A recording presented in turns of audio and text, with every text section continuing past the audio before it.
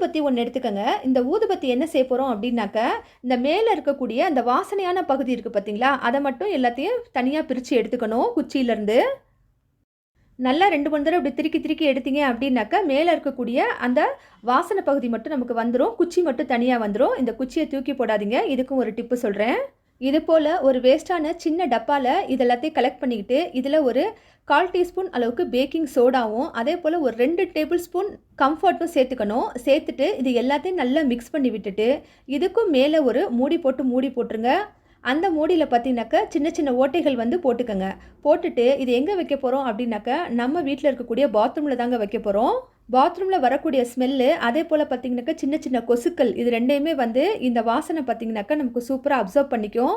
முக்கியமா நம்ம தண்ணி போகக்கூடிய இடம் இருக்கு பார்த்தீங்களா, அந்த ஜல்லட பகுதி கிட்ட வச்சுருங்க. பாத்ரூம் ஃப்ரெஷ்னர் எதுவும் காசு கொடுத்து கடையில வாங்காம, இது போல வாரத்துக்கு 15 நாளைக்கு ஒரு தடவ ப்ரிப்பேர் பண்ணி வச்சு